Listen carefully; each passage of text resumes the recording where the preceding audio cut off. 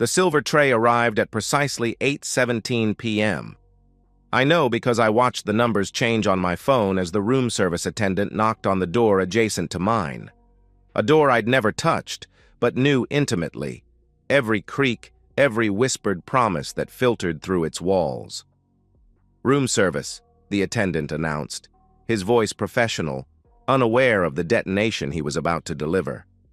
I heard her giggle, that same laugh that once made my chest swell with pride 13 years ago at our wedding.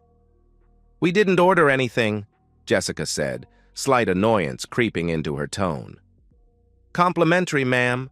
Happy anniversary." A beat of silence. Then more laughter, harder this time.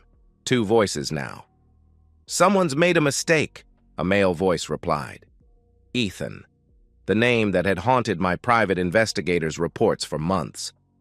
"There's no anniversary here," but the attendant insisted, as instructed. "The silver dome must be removed in their presence. Hotel policy for special deliveries." I pressed my ear harder against the wall, listening as Jessica must have relented, probably with that dismissive wave of her hand I'd seen countless times across our dining room table. "Fine, let's see what poor David sent. Probably those stupid chocolate-covered strawberries again." The lid lifted. Silence descended. And in that moment, as documents spilled across Egyptian cotton sheets in a 5-star coastal resort that had been booked solid when I suggested it for our actual anniversary, my 13-year marriage ended. Not with the bang of confrontation, but with the rustling of papers that told the whole ugly truth. 3 months earlier, I was just David Whitaker, husband, father, and the perpetual safe choice. I remember the exact moment something inside me cracked. We were having breakfast, our 2 kids shoveling cereal before school. Jessica was texting, smiling down at her phone. "Work?" I asked, sliding a lunchbox toward our youngest 5-year-old Noah. She nodded without looking up. Noah spilled his juice, and I jumped to clean it while Jessica remained fixated on her screen. As I wiped the table, I glanced at our son, really looked at him, and for the first time, allowed myself to acknowledge the doubt that had been growing for months. His eyes were green. Mine and Jessica's are brown. "You've got Grandma's eyes," I'd always told him. But that morning, with Jessica lost in her digital world, I finally admitted to myself what I'd suspected. Those weren't his grandmother's eyes. They were someone else's entirely. When she announced she needed a girls' trip for her mental health 3 days later, I nodded understandingly. I even packed her suitcase, the good one, with the expandable compartment where I slipped a small tracking device. Not because I planned to confront her, but because I needed to know if I'd been a fool all along. "Take all the time you need," I told her, kissing her cheek at the airport drop-off. "You're the best," she said, not quite meeting my eyes. "I don't deserve you." For once, we agreed on something. The truth arrives differently for everyone.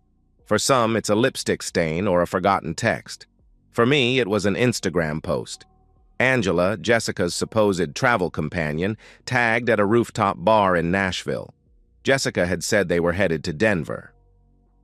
I sat in our bedroom that night, the house quiet except for the children's steady breathing down the hall.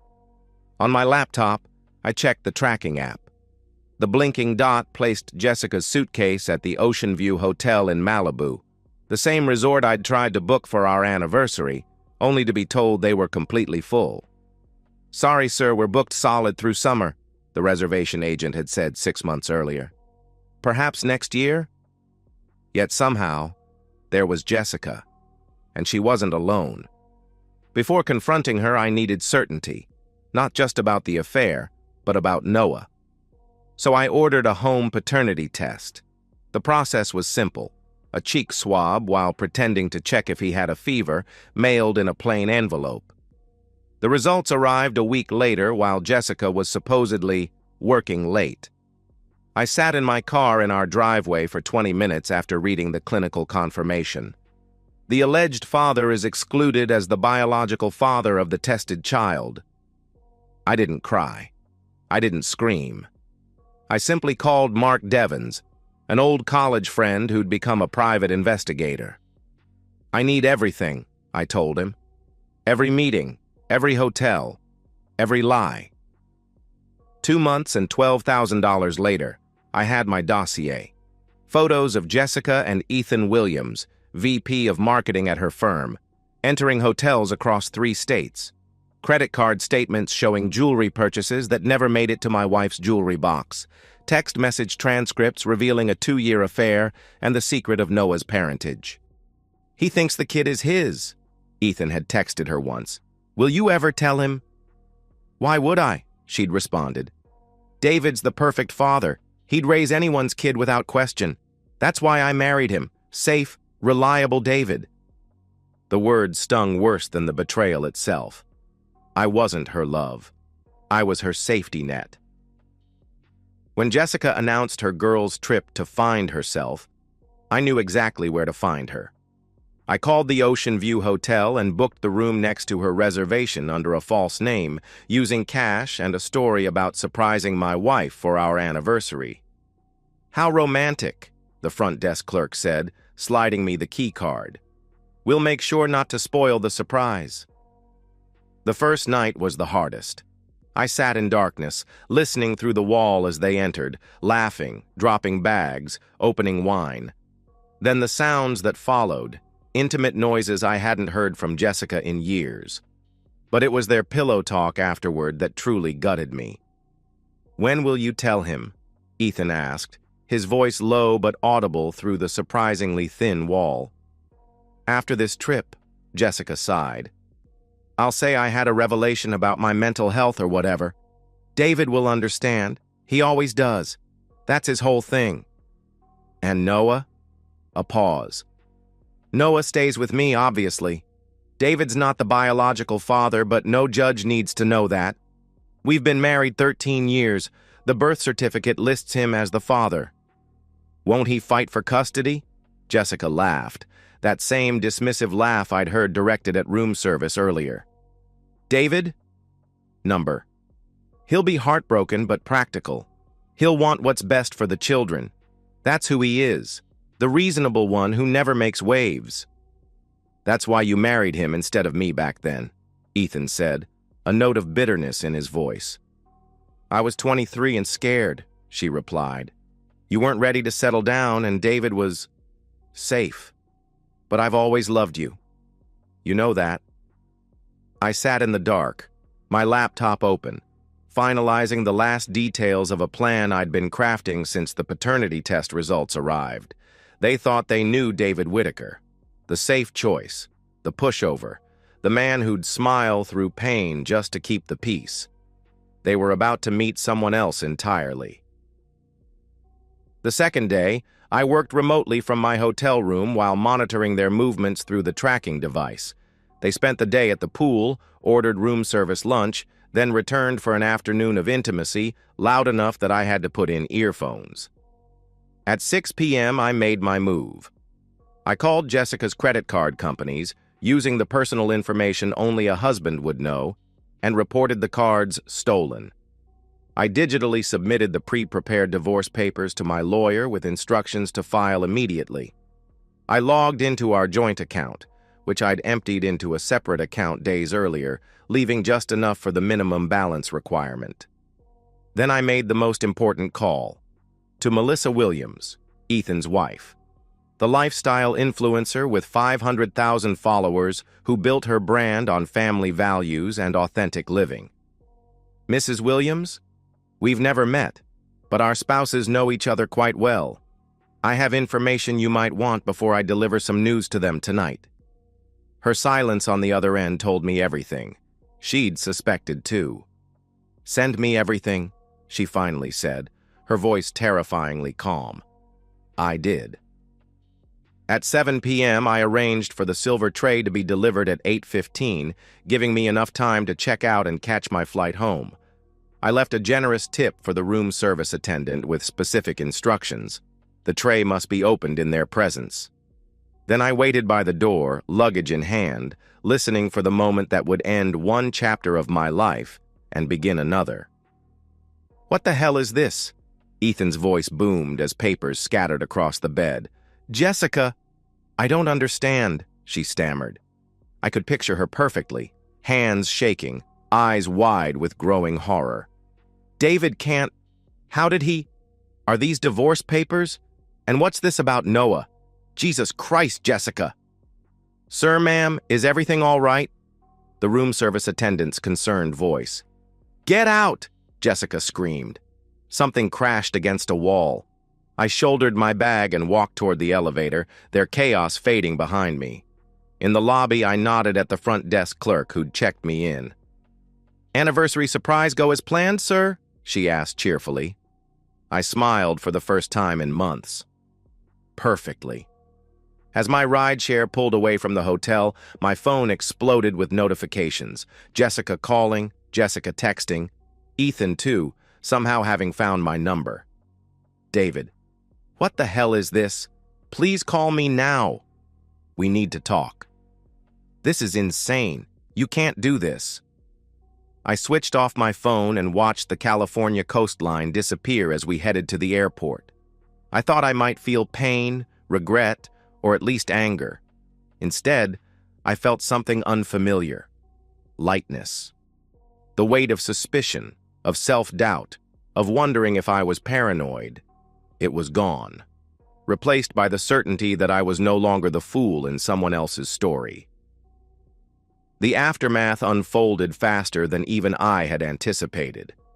By the time my plane landed, Melissa Williams had already posted a raw, tearful video to her Instagram, exposing her husband's infidelity without naming Jessica directly.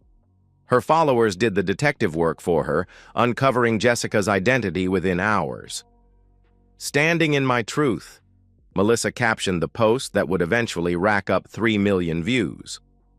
Jessica returned home to find the locks changed, her belongings packed in boxes in the garage, and a formal letter from my attorney explaining that under state law, I had every right to secure the property that was legally in my name alone, thanks to the quitclaim deed she'd signed weeks earlier, thinking it was paperwork for Noah's summer camp. She screamed on our front lawn until a neighbor called the police. I watched from the window, our children at my parents' house, protected from the spectacle. Sir, your wife is claiming you tricked her into signing away her rights to the house, the responding officer said at the door. I handed him copies of the notarized documents. Officer, I'm happy to discuss this through proper legal channels. But as you can see, everything is in order. My wife and I are divorcing, and she's understandably upset. He reviewed the papers, nodded slowly. She'll need to take this up with the courts, ma'am, he told Jessica, who had mascara streaming down her face. He set me up, she screamed. He's not who you think he is. On that point, at least, she was correct. Ethan's downfall came next. Melissa's followers bombarded his company's social media accounts with comments asking how they felt about executives who destroyed families. Internal emails about his affair with a subordinate, Jessica, were anonymously leaked to HR. An ethics investigation found multiple violations of company policy. He was terminated within a week. Their grand plans collapsed like a house of cards. Ethan, facing an expensive divorce with a suddenly tarnished reputation, ghosted Jessica entirely. No more hotel rooms, no more promises. Just silence and a restraining order from Melissa. Jessica, her face now recognizable from social media and local news coverage of the influencer's revenge, as tabloids called it, found herself unemployable in our industry. Her mental health, which she'd used as an excuse for so long, actually deteriorated. She moved in with her mother, who called me repeatedly to explain what a mistake Jessica had made. She always said you were beneath her, her mother admitted during one call. I told her she was a fool. You were the best thing that ever happened to her. Thank you for saying that, I replied. But I've moved on. The custody battle was brief. Jessica's documented instability, combined with evidence of her prolonged deception, made the judge's decision straightforward.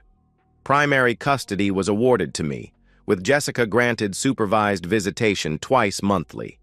At the final hearing, she approached me in the courthouse hallway, almost unrecognizable, thin, pale, with none of the confident glow she'd maintained throughout our marriage. "What about Noah?" she asked, her voice barely above a whisper. "You know he's not yours. Biologically." I looked at her directly for the first time since discovering her betrayal. "He's been my son since the moment he was born. Biology doesn't change that." "You're punishing me by taking him," she accused. "I'm protecting him," I corrected. "And our daughter. From your chaos." "You planned all of this," she said, a flash of the old Jessica returning. "You were so calculated, so cold. You're not who I thought you were." I allowed myself a small smile. "That makes two of us, doesn't it?" She reached for my arm. "We could try again. For the kids. I've learned my lesson, David. I see now what I threw away." For a moment, I saw the woman I'd fallen in love with all those years ago. The one whose smile could light up a room, whose touch once made everything right in my world. But that woman was a mirage, an illusion I'd clung to while ignoring the truth. "Goodbye, Jessica," I said, gently removing her hand from my arm. I walked away without looking back, joining my children who waited with my parents near the elevator. "Daddy!" Noah called, running toward me with open arms, his green eyes that would always remind me of my greatest pain and my greatest triumph, shining with unconditional love. I lifted him into my arms, feeling his small hands lock around my neck with complete trust. "Ready to go home, buddy?" I asked, ruffling his hair. "Home with you," he agreed, resting his head on my shoulder. Over Noah's head, I caught a final glimpse of Jessica standing alone in the empty hallway, watching the life she'd discarded slip permanently beyond her reach. Our eyes met briefly. I felt nothing. No anger, no satisfaction, not even pity. Just the peaceful certainty that justice had been served. Then the elevator doors closed, taking me and my children toward our future. One without lies, without betrayal, without the woman who'd underestimated just how far the safe choice would go to protect what mattered most. 6 months later, life had found a new rhythm. The children were thriving in therapy. I'd been promoted at work. Apparently, handling personal tragedy with dignity impressed the executive team. Our new, smaller home felt more like a sanctuary than the larger house ever had. I was packing lunches one morning when Noah tugged on my sleeve. "Dad, are you happy now?" I knelt to his level, searching those green eyes that no longer triggered pain. "I am. Are you?" He nodded solemnly. "Mom was really sad when we saw her Saturday. She cried when we left." "People cry when they regret their choices," I explained gently. "But that doesn't mean we can fix those choices for them." "Will she ever live with us again?" I shook my head. "No, buddy, but she'll always be your mom." He considered this, then wrapped his arms around my neck. "I'm glad you're my dad." "Me too," I whispered, holding him tightly. "More than anything in this world." Later that night, after the children were asleep, I sat on my porch with a glass of whiskey. My phone buzzed with a text from a woman I'd met in the parents' group at school. Our first date was scheduled for the following weekend. Looking forward to Friday. No pressure, just good conversation and maybe some laughter. I smiled and typed back, "Sounds perfect." As I set down my phone, I realized something profound. The man Jessica married, the safe choice, who'd never make waves, had drowned in the tsunami of her betrayal. But the man who emerged was stronger, wiser, more complete. I raised my glass to the night sky, toasting the silver tray that changed everything. Not just the marriage it ended, but the life it made possible. One built on truth, self-respect, and the knowledge that sometimes the most powerful response to betrayal isn't rage or vengeance. It's simply becoming the person you were always meant to be. And so, we've reached the end of today's story. Was it what you expected, or did it take a twist you didn't see coming? I'm curious to hear your thoughts. Share them in the comments below, and let's get a conversation going. If this story kept you hooked, make sure to hit that like button. And if you're new here or just haven't subscribed yet, now's the perfect time to join our community. I bring you fresh, captivating stories every day, so click that subscribe button and turn on notifications so you never miss out. Thanks for watching, and I'll see you in the next one.